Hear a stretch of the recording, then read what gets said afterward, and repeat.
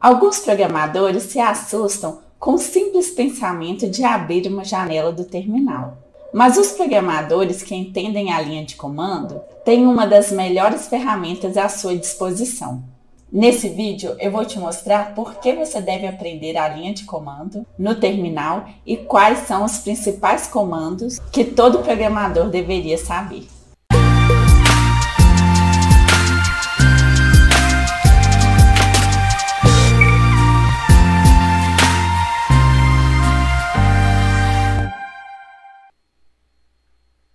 Primeiramente, vamos entender o que é um terminal.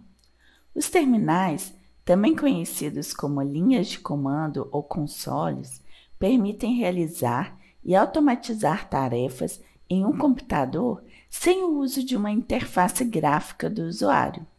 O uso de um terminal nos permite enviar comandos de texto simples para o nosso computador para fazer coisas como navegar para um diretório ou copiar um arquivo.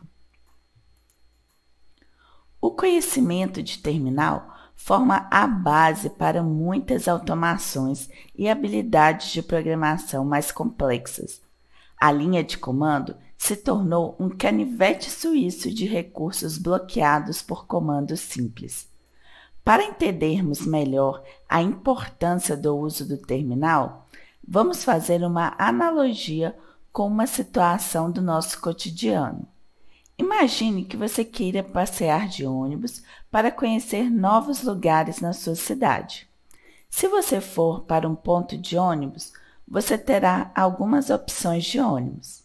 Mas se você for para um terminal de ônibus, aumenta muito as opções que você tem disponível. Pense na interface gráfica como ponto de ônibus e pense na linha de comando como o terminal de ônibus. Com o terminal, você pode fazer muito mais coisas. Se você reservar um tempo para aprender os comandos de terminal, você se surpreenderá com a quantidade de energia disponível nesse pequeno retângulo preto com o cursor branco piscando. Vamos ver agora algumas razões de por que todo programador deve aprender a linha de comando. Talvez a razão mais óbvia para aprender a linha de comando seja por sua função original, maior controle. Existem comandos acessíveis apenas via shell, que podem controlar operações muito complexas em máquinas Unix, Linux e Windows. Os comandos básicos podem envolver a alteração de permissões em um determinado arquivo ou a navegação para um diretório oculto. Exemplos mais complicados podem envolver a administração de servidores para uma configuração de servidor local, como Apache ou MySQL.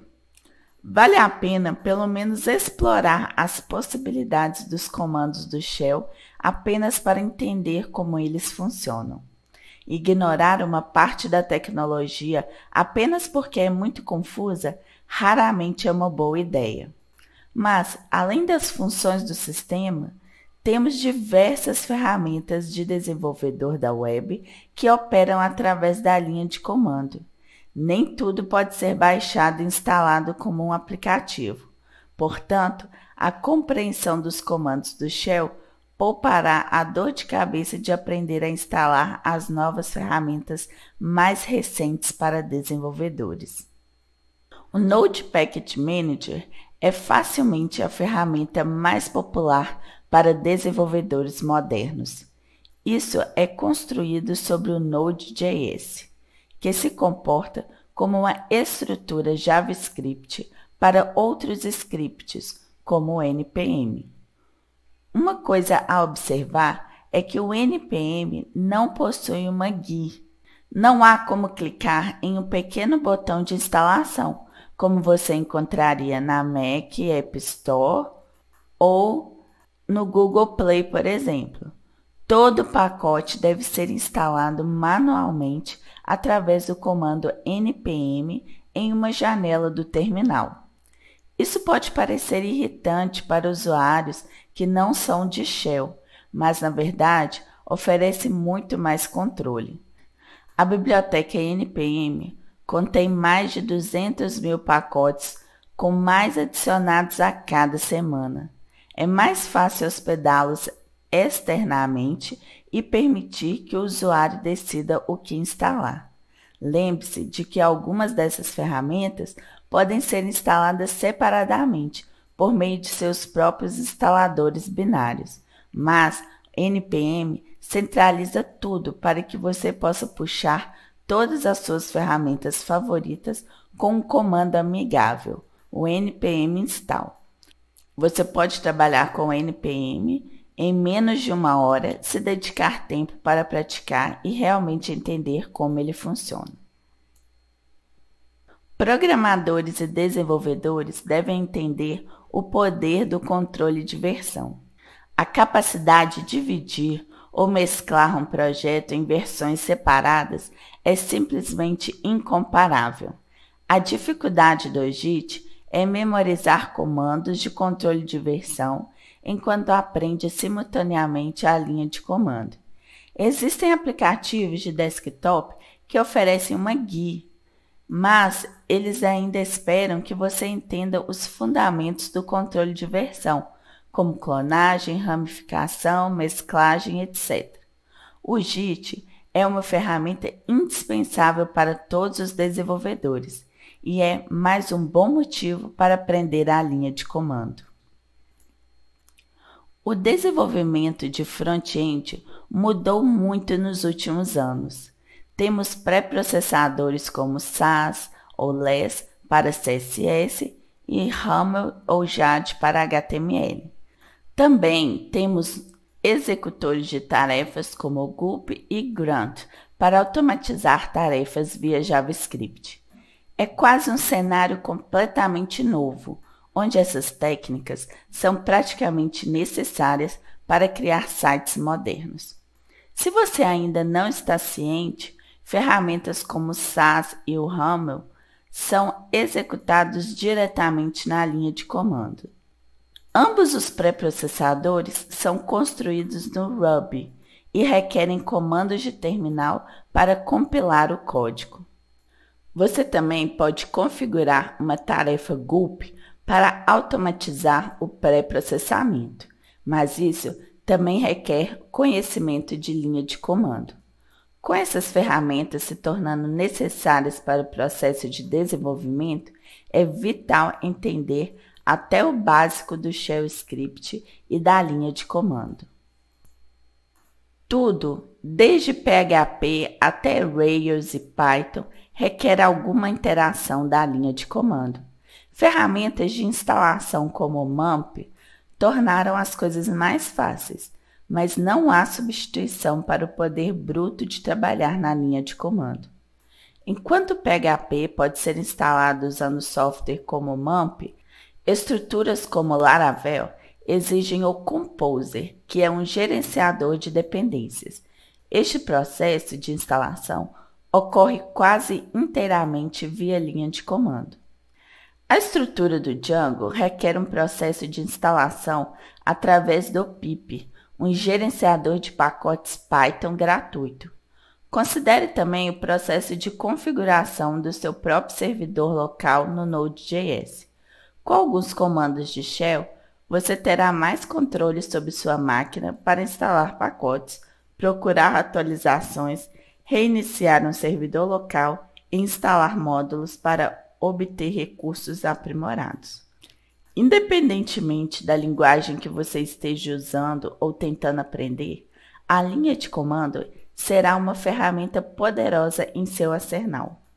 Mesmo uma compreensão muito básica do script de Shell pode melhorar a sua confiança e o seu valor perante o mercado de trabalho. Uma observação importante sobre o terminal é que existem várias opções de terminal. Cada sistema operacional tem as suas próprias aplicações de terminal. No meu caso aqui, eu estou numa máquina Windows, então eu vou estar utilizando o Windows Terminal. Você pode baixar o Windows Terminal na Microsoft Store. Ele é gratuito e fácil de instalar. Aqui tem a telinha da Microsoft Store. É só você pesquisar por Windows Terminal ou só Terminal, aí vai aparecer a opção do terminal do Windows, né? Aí você pode clicar em obter ou instalar, né? Dependendo da versão do Windows, pode aparecer uma palavra diferente aqui. E aí todos os exemplos desse vídeo eu vou utilizar esse Windows Terminal aqui. Veremos agora uma coleção de comandos que ajudarão você a tirar o máximo proveito do seu terminal.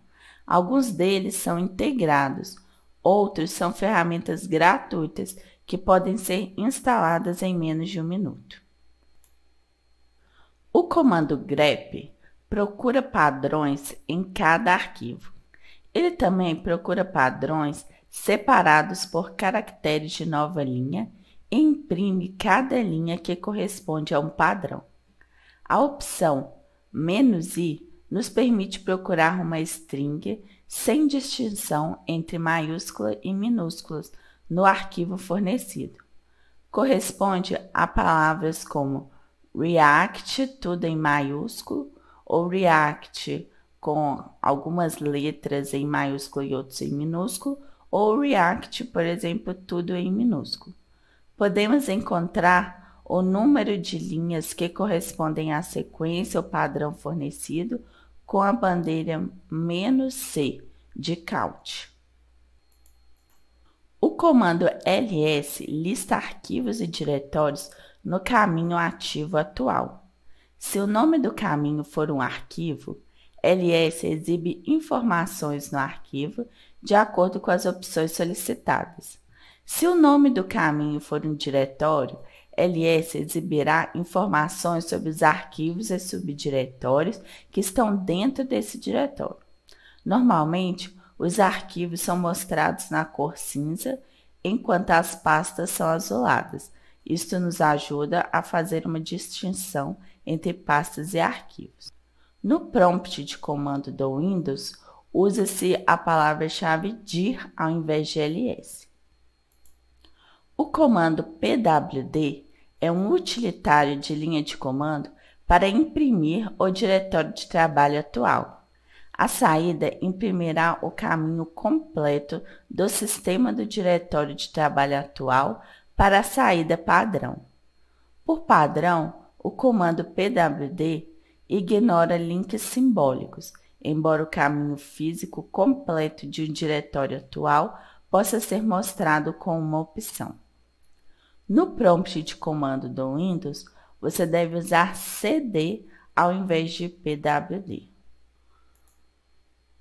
O comando cat possui 3 funções relacionadas a um arquivo de texto: exibi-los, combinar cópias e criar arquivos novos.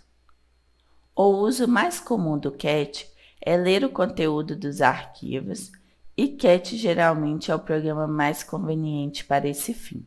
Para vermos o conteúdo de um arquivo, por exemplo, index.js, podemos digitar no terminal o comando cat espaço index.js. Se colocarmos um sinal de maior na frente do index.js e o nome de um outro arquivo, a saída padrão de cat será redirecionada para este outro arquivo. O sinal de maior é o operador de redirecionamento de saída. No prompt de comando do Windows, você deve usar o type ao invés do cat. O comando echo no Linux é usado para exibir uma linha de texto ou string que é passada como argumento. O echo é um comando interno usado principalmente em scripts de shell e arquivos em lotes para gerar texto de status na tela ou em o arquivo. O uso dele é com a palavra echo, espaço, e entre aspas duplas a string que você quer que imprima no terminal.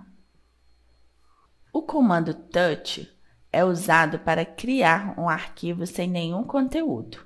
O touch pode ser usado quando o usuário não possui dados para armazenar no momento da criação do arquivo. No prompt de comando do Windows, você usa dir e o sinal de maior.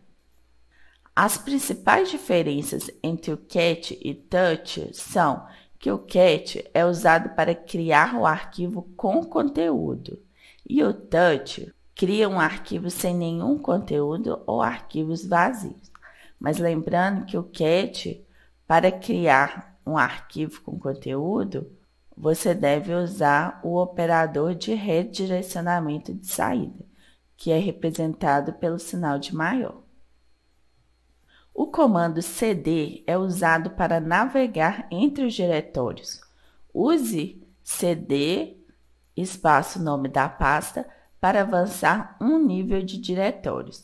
Eu use cd, espaço 2 pontinhos, para retroceder um nível. O mkdir cria um novo diretório vazio no caminho ativo atual. Em vez de clicar no editor de texto ou na GUI, use este comando para criar novas pastas. Você usa a palavra-chave mkdir, espaço e o nome da nova pasta. RM significa remover, que faz exatamente o que diz que faz. Remove ou, em outras palavras, exclui um arquivo. Por padrão, o comando RM não remove os diretórios. Você precisa passar o sinalizador "-r" para remover diretórios. Uma observação importante é que isso remove o diretório incondicionalmente, independente de o diretório ter conteúdo interno ou não. O comando rmdir remove o diretório se não houver conteúdo dentro do diretório. O comando tail lê um arquivo e gera a última parte dele, a cauda. O comando tail é útil ao passar por relatórios de falhas ou logs de histórico anteriores. Para usar o comando tail, você usa a palavra-chave tail, espaço e o nome do arquivo. No PowerShell, você deve executar o comando get content e o nome do arquivo, depois "-tail", sim. O GNU wget é um pacote de software grátis para recuperar arquivos usando HTTP, HTTPS, FTP e FTPS, que são os protocolos de internet mais usados. É uma ferramenta de linha de comando não interativa, portanto, pode ser chamada facilmente de scripts, tarefas cron, terminais sem suporte ao X-Windows, etc. O GNU wget possui muitos recursos para facilitar a recuperação de arquivos grandes ou o espelhamento de sites inteiros da web ou FTP, incluindo retornar downloads abortados usando REST e range, usar coringas de nome de arquivo e espelhar recursivamente diretórios, arquivos de mensagens baseados em NLS para vários idiomas diferentes, opcionalmente converte links absolutos nos documentos baixados em links relativos para que os documentos baixados possam se vincular localmente. É executado na maioria dos sistemas operacionais do tipo Unix e no Microsoft Windows.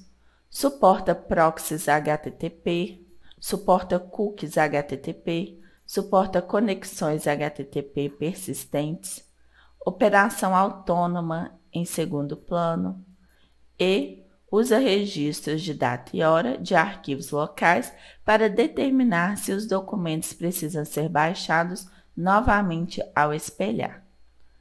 Para usar o comando wget, você escreve wget espaço e o site que você quer trazer, por exemplo. O comando find permite procurar rapidamente o arquivo ou diretório. É útil quando você está trabalhando em um grande projeto com centenas de arquivos e vários diretórios. O comando find também permite procurar o mesmo tipo de arquivos em um diretório e seus subdiretórios.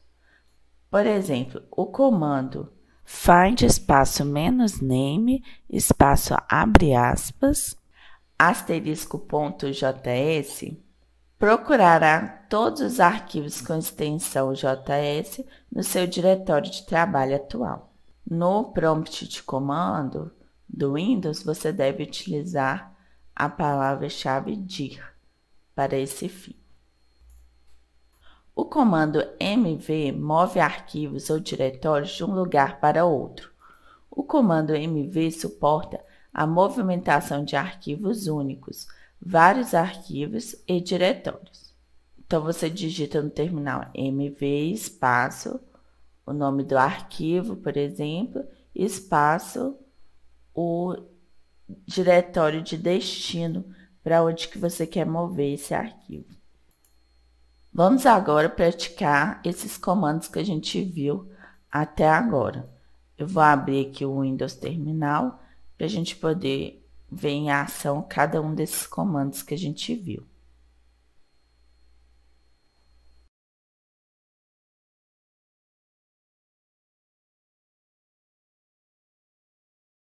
Esse aqui, então, é o Windows Terminal. Aqui, por padrão, ele abre o Windows PowerShell, mas você pode adicionar outras abas. Por exemplo, você pode ter o prompt de comando do Windows, né?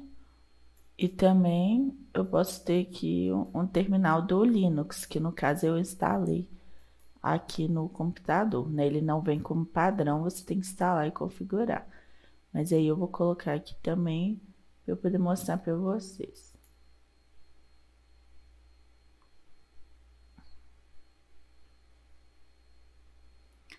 Então, eu tenho aqui na primeira aba o PowerShell, na segunda aba o prompt de comando, e na terceira o terminal Linux. Vamos começar com o comando grep. A título de exemplo, eu vou entrar aqui numa pasta chamada aulas. A gente já vai até estar praticando de uma vez o comando cd, que é o que é utilizado para você navegar entre a pasta. Então, cd aulas, aí eu entrei dentro do diretório aulas. E aí, dentro desse diretório, eu tenho um arquivo chamado index.js, que tem esse conteúdo aqui, ó, vou mostrar para vocês. É um arquivinho simples de React, né? Um componente home que só imprime hello, né? Então, com o comando grep, o que nós vamos fazer? Nós vamos pedir para ele verificar se existe a palavra React dentro desse arquivo. Então, como que a gente faz? A gente usa o comando grep, aí vamos colocar entre aspas React, espaço e o nome do arquivo, que no caso é index.js. Vamos dar Enter. Aí ele me retornou aqui a linha de código que possui a palavra React. A gente pode também usar o sinalizador "-i", para ele não fazer distinção de maiúsculo e minúsculo. Por exemplo, se eu usar o grep "-i" e colocar assim, por exemplo, ele tem que retornar. Retornou a mesma coisa, ele achou na primeira linha, porque ele não está fazendo distinção de maiúsculo e minúsculo. Eu também posso pedir para ele contar quantas vezes ele achou esse padrão. Então, aqui eu posso colocar a flag, né, o sinalizador "-c", para ele poder contar.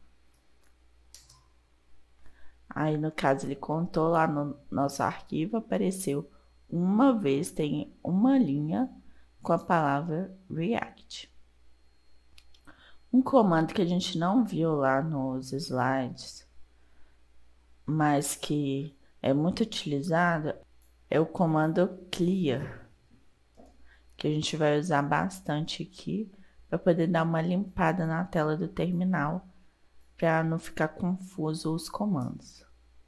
Então eu dei o clear aqui e aí limpou tudo para a gente passar para o próximo comando.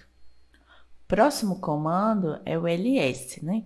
Que é para poder listar os arquivos e diretórios dentro de um outro diretório. Então eu estou aqui no diretório aulas e aí eu vou dar o comando ls para listar tudo que tem dentro desse diretório. Então eu vou colocar ls. E aí ele tá me falando aqui que eu só tenho um arquivo, que é o index.js dentro do diretório aulas. No prompt de comando, o ls não funciona. Vamos olhar aqui, ó. Se a gente digitar ls, vai falar que não é reconhecido. Então, se você for utilizar o prompt de comando, você deve usar o comando dir. Aí o comando dir lista tudo que tem dentro do diretório atual, ok?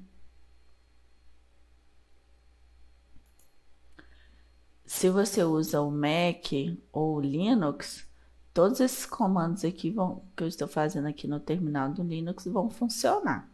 Agora, se você utiliza o Windows, ou você utiliza esse terminal Linux dentro do Windows, ou então se você for utilizar os terminais padrões do Windows, que é o prompt de comando ou o PowerShell, aí você vai ter que fazer algumas adaptações de alguns comandos. Alguns vão funcionar, outros vai ser um pouquinho diferente. E eu estou apontando para vocês aqui algumas das diferenças, não todas, né? Porque o mais comum é usar terminais com padrões de Unix, né? Que é o caso dos terminais Linux e Mac. Vamos dar aqui nosso comando clear para passar para o próximo comando. O próximo comando que a gente viu é o pwd.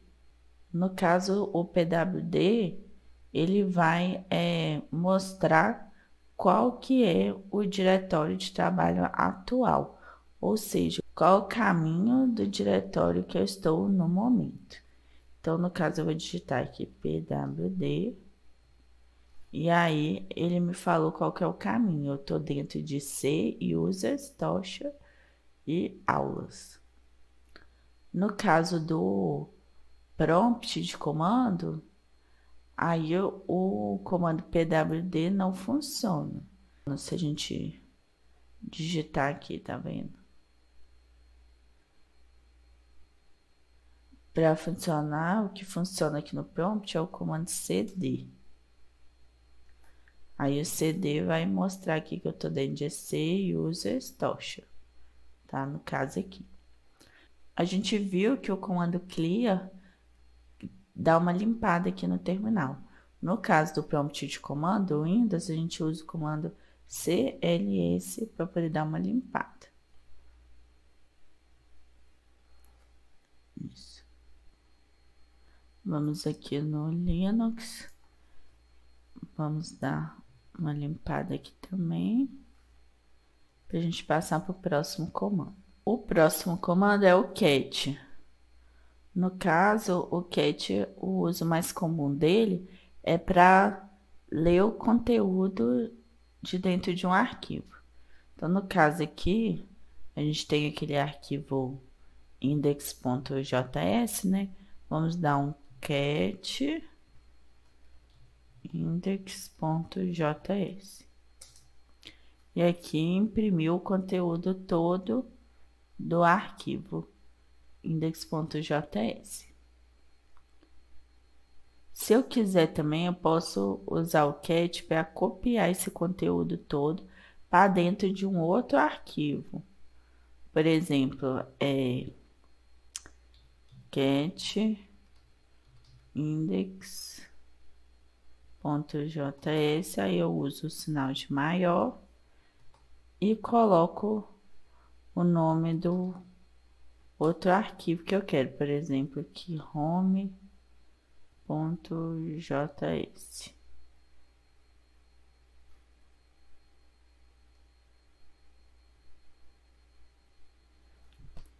Aí, se eu der um comando ls, por exemplo, para listar tudo que tem dentro do diretório aulas, eu vou ver agora que eu tenho 2 arquivos. E agora eu vou dar um cat no home.js,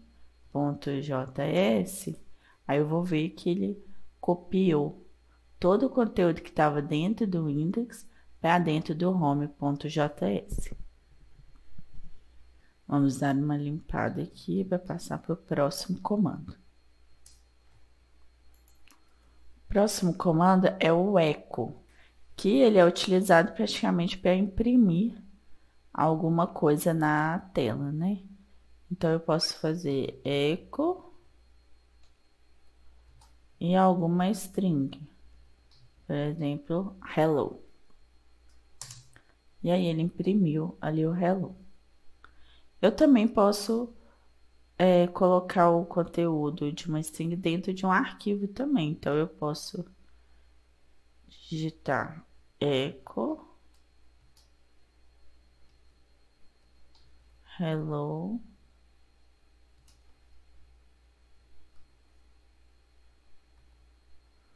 Vamos colocar, por exemplo, no home.js. Agora, se eu der um cat no arquivo home.js,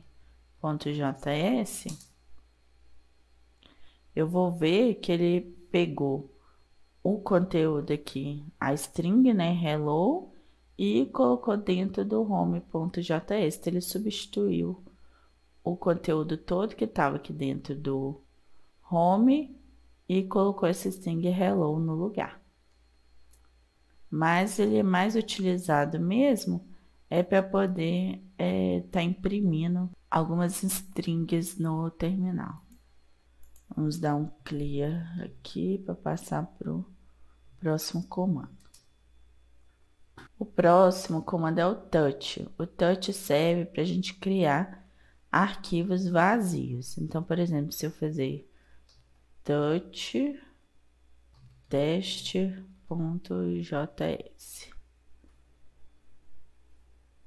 vamos dar enter. Aí, se eu der agora um ls para listar tudo que tem dentro de aulas, eu vou ver que criou ali o arquivo teste.js. E ele vai estar vazio, né? Se eu der um cat teste.js, vou ver que não tem nada dentro desse arquivo. No PowerShell, se eu quiser criar um arquivo vazio, vou entrar dentro, primeiro vou entrar aqui dentro do diretório aulas. Não, ele é esse aqui. Tem esses 3 arquivos. Aí, para eu criar, eu vou ter que usar o comando dir e o sinal de maior. Então, eu vou fazer dir, sinal de maior. E, por exemplo, teste2.js. Aí, se eu der um ls para listar tudo, aí eu vou ver que ele criou aqui o teste2.js. Vamos voltar aqui para o terminal do Linux. Vamos limpar aqui o terminal para a gente ver o próximo comando. O próximo comando seria o cd. CD a gente já viu aqui bastante. A gente está utilizando o cd toda hora, né? Que é para navegar entre as pastas, né? Então, a gente fez cd aulas para poder entrar dentro da pasta aulas. Agora, se eu quiser voltar um nível de diretório, o que que eu faço? cd, pontinho, pontinho, dou enter, aí voltou pro diretório, um diretório acima. Se eu quiser entrar de novo no aulas, cd, aulas. Pronto, tô no aulas novamente. Vamos dar um clear. O próximo comando é o mkdir. O mkdir, ele cria uma nova pasta dentro do diretório atual. Então, se eu digitar aqui mkdir, e o nome de uma pasta, por exemplo, nova pasta, dá um Enter.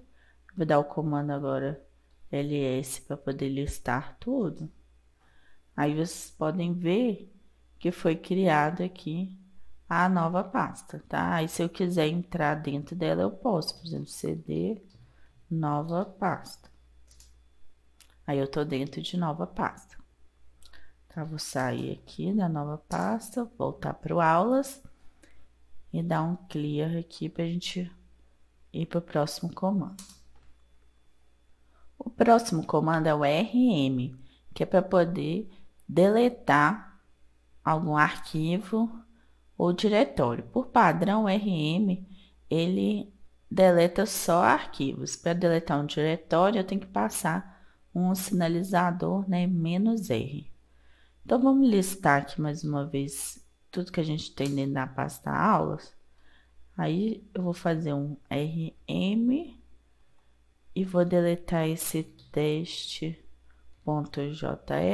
porque a gente sabe que não tem nada dentro dele, né? Nenhum conteúdo.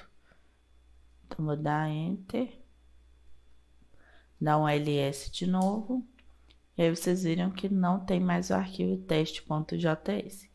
Agora, para deletar uma pasta, por exemplo, aí você tem que fazer rm -r e a nova pasta, que foi essa pasta que a gente criou, né?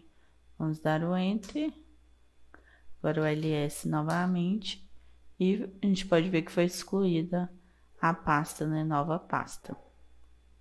Tem também o comando rm dir, que no caso ele remove um diretório só se não houver conteúdo dentro do diretório.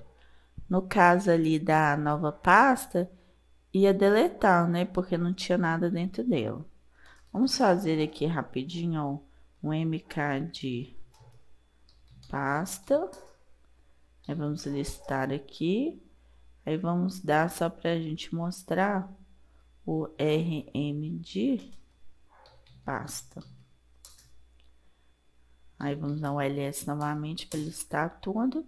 A gente pode ver que deletou essa pasta porque não tinha nenhum conteúdo dentro dela. Mas se tiver conteúdo, aí a gente tem que usar o rm -r, ok? Vamos passar para o próximo comando, né? Dar um clear aqui. Então, o próximo comando é o tail, né? O tail é utilizado para poder ler um arquivo e gerar a última parte dele. Então, a gente pode listar aqui todos os arquivos que a gente tem. Se a gente der um tail index.js, aí ele gera aqui o final do arquivo, mas como o arquivo era pequenininho, então no caso ele vai pegar o arquivo inteiro. Mas se fosse um arquivo enorme com diversas linhas de código, ele ia trazer só as últimas linhas. No PowerShell, a gente tem que usar outro comando. No caso aqui, a gente tem que usar get content index.js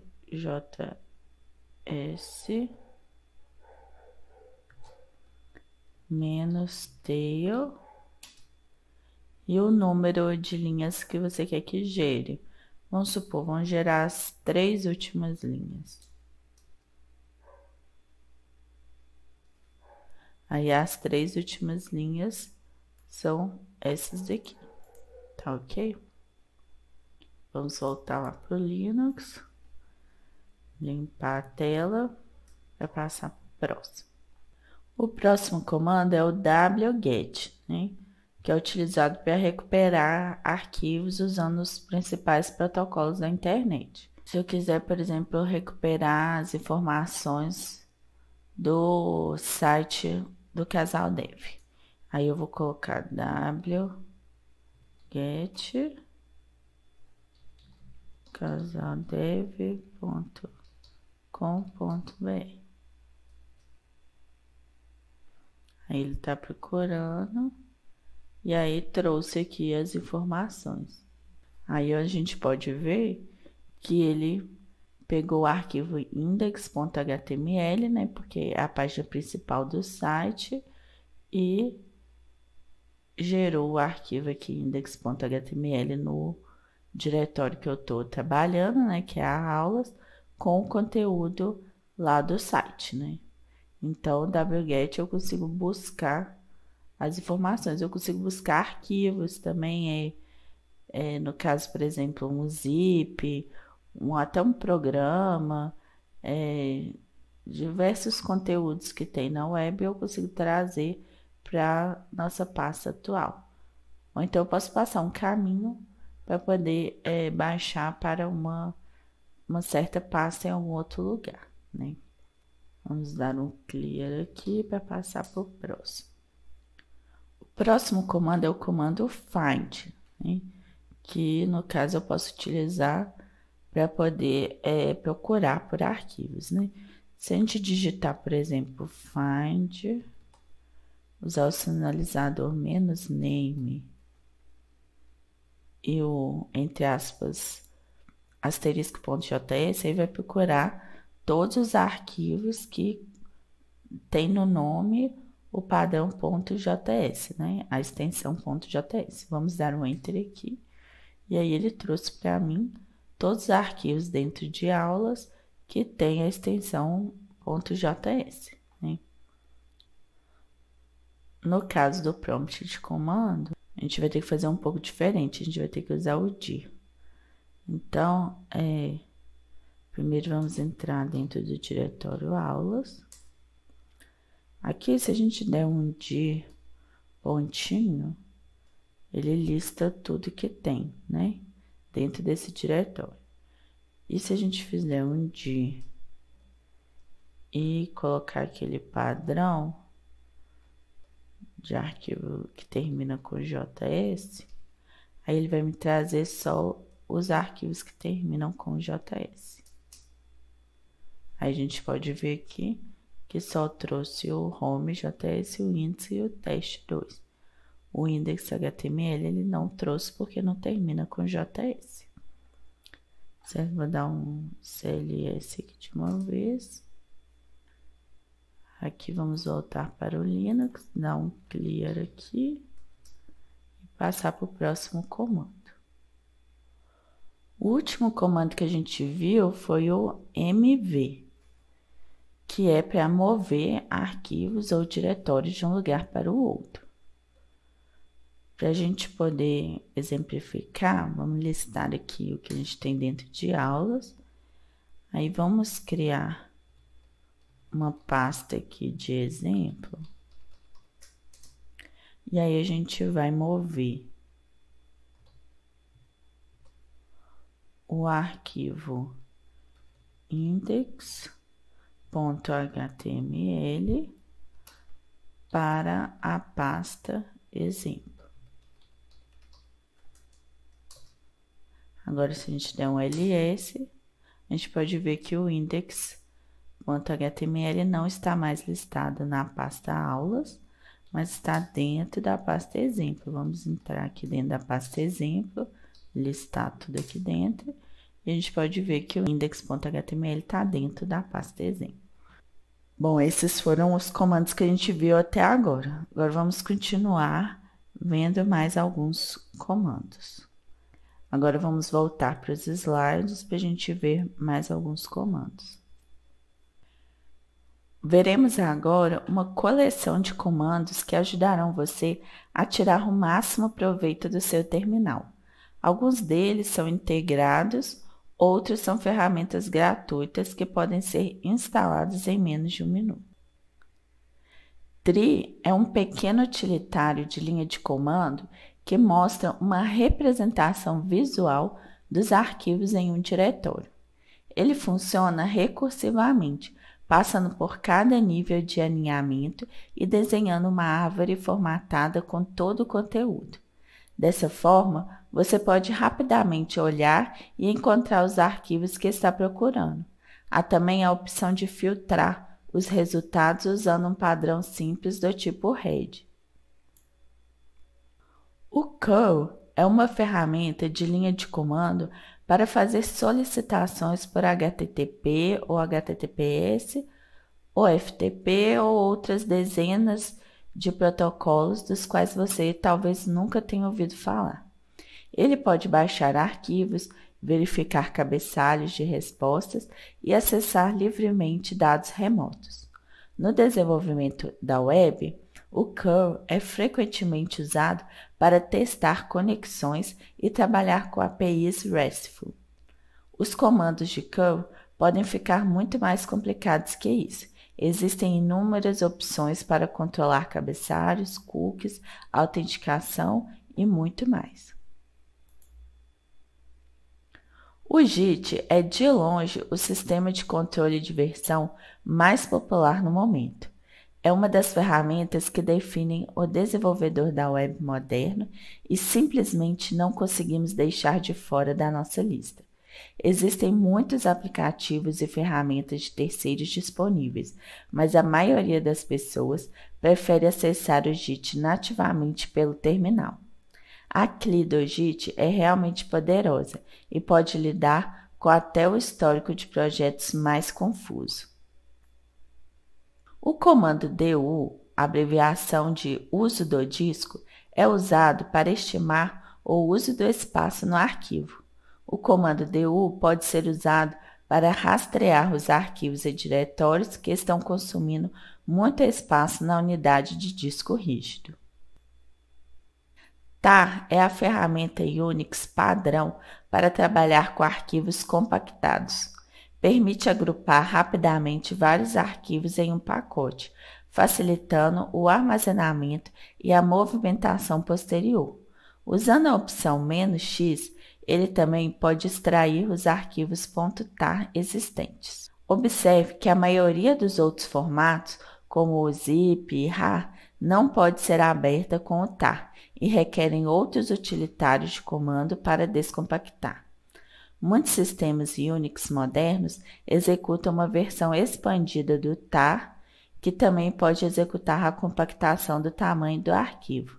Se o seu sistema operacional não possui essa versão do tar, você pode usar o gzip, o zcat ou o compress para reduzir o tamanho dos arquivos compactados. O Unix possui vários comandos de hash integrados, incluindo md5sun, sha1sun e outros. Essas ferramentas de linha de comando têm vários aplicativos de programação, mas o mais importante é que podem ser usados para verificar a integridade dos arquivos. Por exemplo, se você baixou um arquivo .iso de uma fonte não confiável, há alguma chance de que o arquivo contenha scripts prejudiciais. Para garantir que o .iso seja seguro, você pode gerar um MD5 ou outro hash. Você pode comparar a string gerada com a fornecida pelo autor original, por exemplo, Ubuntu Hashes. Com o comando ssh, os usuários podem se conectar rapidamente a um host remoto e fazer login no shell do Unix. Isso possibilita a emissão conveniente de comandos no servidor diretamente do terminal da sua máquina local. Para estabelecer uma conexão, basta especificar um endereço IP ou URL correto. Na primeira vez que você se conectar a um novo servidor, haverá alguma forma de autenticação. Ou seja, você deverá digitar a sua senha ou então usar chaves privadas, Vamos praticar agora esses comandos que a gente viu. Voltando aqui para o terminal, vamos continuar com os outros comandos que a gente viu. O primeiro que a gente viu foi o tree. Vamos aqui no PowerShell. Vamos digitar então tree c users tocha e aulas, que é o diretório que a gente está trabalhando no momento. Aí a gente pode ver que no caso aqui fez uma árvorezinha só com a pasta de exemplo, porque é só isso que a gente tem dentro dela. Vamos dar um ls aqui, e aí a gente vê que a gente só tem a pasta exemplo, os outros são arquivos. Mas se a gente tivesse centenas de pastas, ele iria criar aqui uma árvore de diretórios mostrando todas as pastas. Para vocês visualizarem melhor, eu vou entrar aqui dentro de um outro diretório que tem mais pastas, para vocês conseguirem visualizar esse comando melhor. Então, eu vou digitar aqui só até o meu usuário, né? Que aí vocês vão ver o tanto de pastas. Olha para vocês verem o tanto de pastas e subpastas. Ele vai criando a árvore de tudo. E aí você consegue visualizar melhor. Então, aqui vocês podem ver que fez a árvore toda aqui, de todos os diretórios, subdiretórios que eu tenho aqui na minha pasta de raiz do meu usuário, né? Vamos entrar novamente na pasta aulas, para a gente continuar aqui com os outros comandos. Vou dar um clear, no caso PowerShell SLS. Vou voltar aqui para o terminal do Linux. O próximo comando é o curl.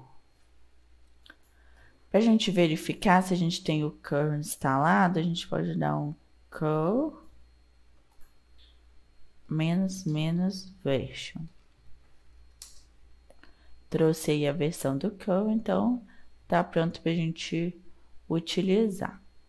Se a gente quiser, por exemplo, trazer as informações da página do site do Google, por exemplo, a gente digita curl http://www.google.com.br. Não, só .com mesmo. Dá Enter. E aí ele trouxe aqui toda a página que eu digitei aqui, toda a página do Google, né? Tá impresso aqui o código da página toda. O curl é uma ferramenta muito poderosa e tem várias utilidades, vários comandos. Vale a pena você investigar e procurar saber mais detalhes sobre o curl, tá? Vou dar um clear aqui para a gente continuar. Agora é o Git. O Git, né, que é a ferramenta de controle de versão mais utilizada, né? Então, você tem que ter o Git instalado no seu computador. Se você não tiver, você pode ir lá no site do Git, baixar o instalador, instalar, e aí você vai ter acesso aos comandos aqui do Git, né?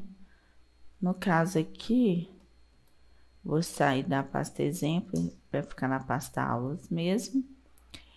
E aí, se eu quiser, por exemplo, inicializar o Git aqui dentro da minha pasta aulas. Então, eu dou um Git init.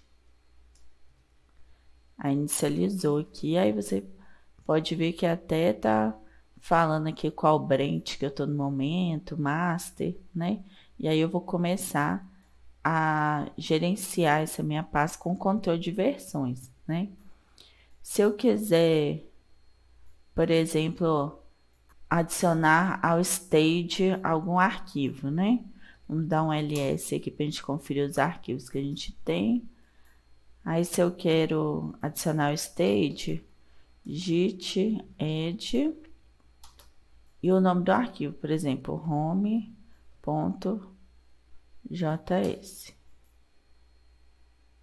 Aí eu adicionei ao stage. Se eu der um git log, aí desculpa, o git log é só para os commits, é git status. Aí ele mostra aqui que eu adicionei ao stage o home.js e eu tenho outros arquivos aqui, outra pasta sem estar adicionado. E se eu quiser adicionar tudo de uma vez ao stage, eu dou um git add pontinho, que aí vai adicionar tudo. Aí se eu der um git status novamente, aí eu vou ver que tudo já foi adicionado ao stage.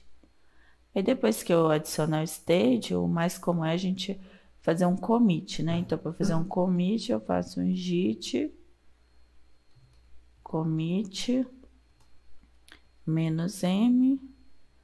Vamos falar aqui, por exemplo, uma mensagem, né, para esse commit. Vamos colocar, por exemplo, first commit. Dá um enter.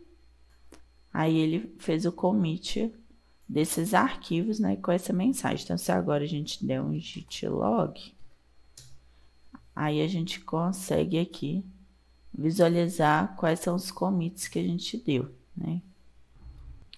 Aí saindo aqui do log, né? Outro comando aqui do Git bastante comum é adicionar um repositório remoto. Ou seja, adicionar um repositório lá do GitHub ou do GitLab, de algum repositório remoto aí da sua escolha. Então a gente faz git remote add origin e qual que é o endereço lá do seu repositório remote. Por exemplo, git@github.com /casal-dev /curso terminal.git. Se eu fizer agora um git remote -v, aí vai listar para mim quais são os repositórios remotos cadastrados aqui para esse meu git aqui, dentro dessa pasta, né? E depois, se eu quiser enviar os arquivos que eu comitei, enviar esse commit, esse último commit, lá para o servidor remoto, né? Para esse endereço daqui, o que eu faço? Eu faço um git push -u origin master. Aí se eu der o enter aqui, vai enviar. Mas como esse repositório aqui não existe de verdade, foi só a título de exemplo, eu não vou dar o enter porque vai dar erro, né? Não vai conseguir mandar para lá. Mas é esse comando aqui que a gente usa. E existem vários outros comandos git para você fazer um efetivo controle de versão nos seus projetos, né? Então, vale a pena você procurar saber mais sobre o git, né? Vou dar um clear aqui para a gente passar para o próximo. O próximo é o DU. Então, vamos colocar aqui um DU. Aí a gente pode colocar o caminho completo aqui da pasta que a gente quer ver a utilização do disco, ou se a gente quer, pode usar o pontinho para ver na nossa pasta atual. Então, vamos dar o enter aqui, e aí a gente pode ver aqui na primeira coluna aqui a utilização do disco, e na frente qual o arquivo ou pasta, para você estar vendo quais arquivos que estão utilizando mais o disco ou menos, para você poder otimizar, né, os seus arquivos. Vamos dar um clear aqui. E o próximo comando é o tar, né? O tar é para você compactar ou descompactar arquivos, né? Vamos dar um ls aqui para ver quais arquivos que a gente tem aqui. Então, vamos compactar o index.js e o test2.js. Então, a gente vai fazer um tar. Aí, o nome do arquivo que a gente quer compactar, por exemplo, file.tar.gz,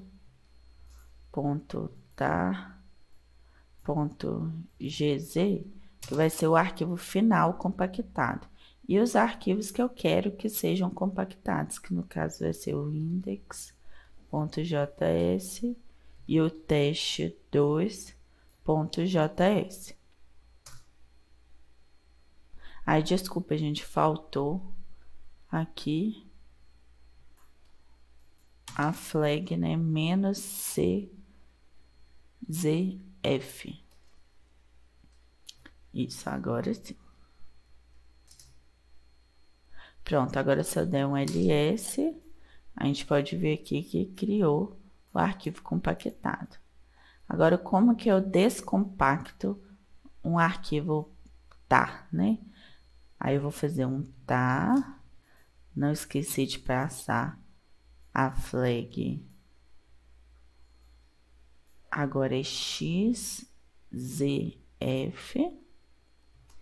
e o arquivo que eu quero descompactar.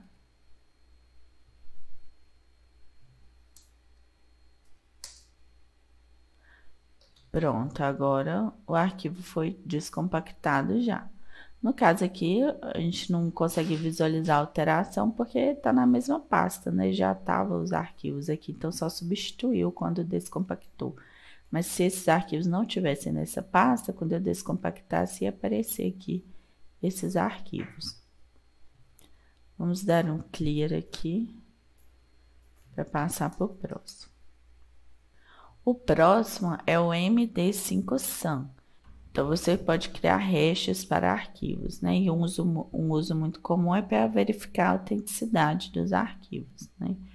Então, você pode, por exemplo, dar um MD5SAM e vamos gerar um hash para o home.js.